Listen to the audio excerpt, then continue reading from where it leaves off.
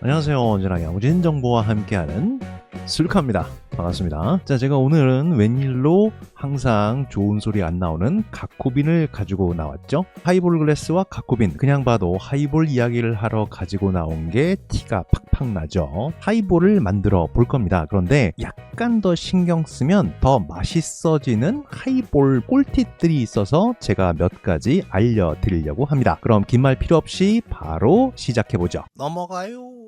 하이볼에서 역시 가장 중요한 요소 중 하나는 바로 얼음이겠죠. 저는 여러 가지 형태의 얼음들을 준비해 놓고 쓰는데 많은 분들이 이미 알고 계시겠지만 한 번 더 알려드리자면, 첫 번째로 가능하면 이런 큰 얼음들이 좋고요. 그 다음엔 맑고 투명한 단단한 얼음, 그리고 드시려고 하는 이 하이볼 잔 사이즈에 잘 맞는 얼음이 중요합니다. 그런데 매번 이렇게 준비하기도 쉽지 않고 상황이 여의치 않으니까요. 그래서 많은 분들이 사실은 편의점에서 판매하는 돌얼음도 추천을 많이 하는데 그것도 굉장히 좋은 선택 중 하나입니다. 단 하나 맛있는 하이볼을 위해서 피했으면 하는 것들이 있는데 바로 정수기 얼음입니다. 정수기 얼음은 일단 사이즈부터 너무 작고요. 정수기에서 막바로 나온 상태는 꽝꽝 얼어있는 상태가 사실 아닙니다. 얼음의 형태만 가지고 있고 조직이 굉장히 약해져 있는 상태이기 때문에 물에 닿자마자 굉장히 빠르게 녹을 확률이 높거든요. 그러면 결국은 밍밍한 하이볼이 될 수밖에 없으니까 가능하면 정수기에서 나온 얼음이다 하더라도 냉장고에서 충분히 시간을 들여서 얼려놓고 다시 그걸 꺼내서 사용하시는 걸 추천드립니다. 야무지주? 자, 그럼 얼음을 한번 넣어볼까요? 자, 제가 얼음을 넣고 잠시 시간이 지났는데 아까 전과 컵 상태가 좀 달라진 게 보이시나요? 이 부분이 바로 두 번째 꿀팁입니다. 얼음을 넣고 바로 위스키 붓고 탄산수 부어서 드시는 분들 많은데, 얼음을 넣었으면 컵을 칠링해주는 과정이 생각보다 맛의 차이를 많이 줍니다. 컵이 조금 따뜻하거나 상온에 있으면 탄산을 부었을 때 그 중간의 온도로 맞추려고 하기 때문에 얼음도 더 빨리 많이 녹고요. 탄산도 훨씬 빨리 잘 빠지게 됩니다. 그러다 보니까 약하고 밍밍한 탄산을 마실 수밖에 없는 상태가 되죠. 그래서 가능한 하이볼 잔도 칠링을 해주는 게 좋습니다.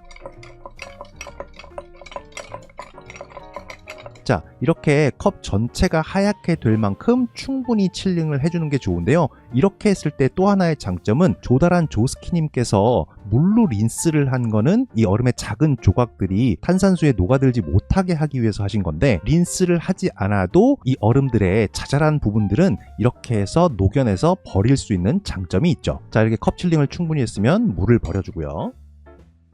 자, 그리고 원하는 만큼 원하는 위스키를 부어줍니다.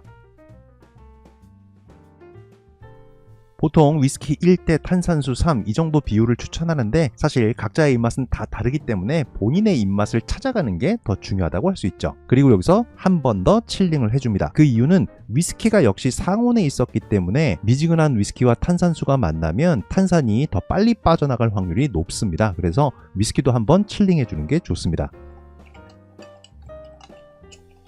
자, 이렇게 칠링이 됐으면 탄산수를 부어줘야 되겠죠? 자, 다음 소식. 탄산수도 본인의 취향에 맞게 준비하시면 좋은데요. 이런 양쪽에 있는 가양 탄산수들은 편리하긴 하지만 약간의 인위적인 느낌도 있어서 어느 정도 위스키를 드시고 하이볼을 좀 즐기시는 분들은 가향보다는 이런 플레인 탄산수를 추천드리고요. 버블감 같은 경우는 제품마다 다 상이하기 때문에 조금씩 드셔보시고 본인에게 맞는 탄산수를 찾으시는 게 좋을 것 같습니다. 우리나라에서 인기 있는 싱하 같은 경우는 방울이 굵고 거칠고 강한 탄산으로 유명하고요. 빅토리아 같은 경우도 플레인이 가성비가 꽤나 괜찮은 축에 속합니다. 그리고 제가 보여드리는 이 윌킨슨 탄산수는 일본에서 거의 국룰로 사용되고 있는 탄산수고요. 싱하처럼 거칠고 강하진 않지만 젠틀하고 부드러우면서 조금 우아한 탄산이 지속력 있게 꽤 오래 가는 게 특징입니다. 가격적으로는 가성비가 좋다라고 말씀드릴 수는 없겠지만 하이볼에 조금 진심을 담아 보시려면 한 번쯤 드셔보시는 것도 개인적으로 나쁘지 않아 보이고요. 쿠팡 같은 데서 로켓 직구를 통해서 핫딜로 나올 때는 싱하 탄산수보다 10ml당 가격이 더 저렴하게 나올 때도 있습니다. 그래서 이 500ml짜리 24팻이 3만원 언더라고 한다면 구매해 보실 만한 메리트가 충분히 있으니까 한 번쯤 도전해 보시는 것도 추천드립니다. 자, 이렇게 됐으면 충분히 냉각된 탄산수를 부어주는데요. 이때 한 가지 더 주의할 점이, 탄산을 얼음 위에다 붓는 건 절대 안 됩니다.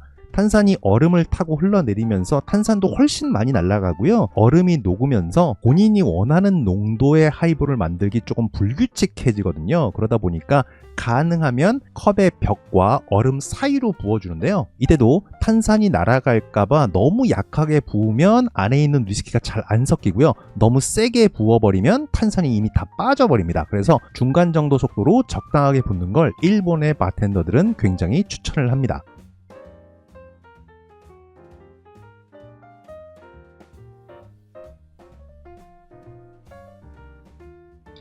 자, 이렇게 부었으면 어떤 분들은 여기서 저 이렇게 하시는 분들도 있는데 그거는 개인적으로 절대 추천하지 않는 방법이고요. 이미 비중이 상당히 낮은 위스키에다가 탄산수를 적당한 힘으로 강하게 부어줬으면 생각보다 거의 다 섞여 있는 상태입니다. 그러다 보니까 가볍게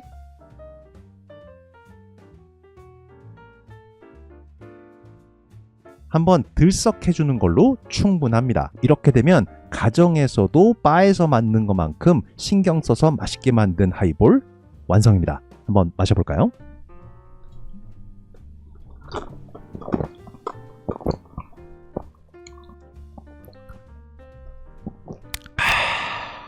이 가쿠빈 하이볼.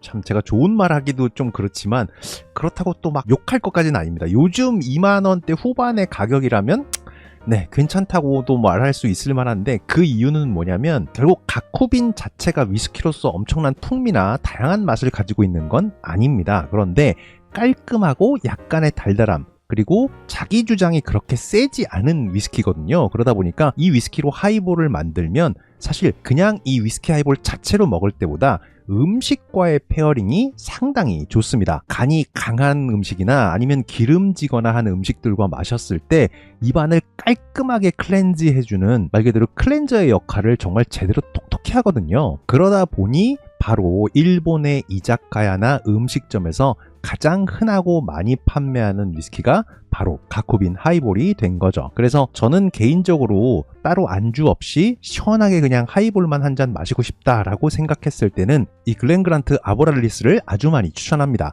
왜냐하면 이 자체로 가지고 있는 달콤한 꿀, 과일, 토피 뭐 이런 느낌들이 하이볼로 탔을 때 보통 니트로 마실 때보다 더욱더 섬세하고 활기차게 살아나는 느낌이 있거든요. 그래서 개인적으로 안주 없는 하이볼로 드시겠다고 했을 때는 글렌그란트 아보랄리스 가격적으로도 괜찮은 편이고 음식이랑 먹는다고 했을 때 가쿠빈 하이볼도 나쁜 선택은 아니라고 말씀드릴 수 있겠습니다. 넘어가요. 자, 이렇게 바에서 마시는 것 같은 하이볼을 만드는 꿀팁 알려드렸는데요. 어떻게 하이볼 만드는데 도움이 좀 됐는지 모르겠습니다. 올 여름 진짜 덥고 습할 텐데 몇 가지 조금 더 신경 써서 마치 바에서 비싼 돈 주고 만들어 마시는 것 같은 고급 하이볼 집에서 직접 만들어 드시면서 시원한 여름 이겨내시길 바라겠습니다. 그럼 전 다음 시간에 뵙겠습니다. 안녕.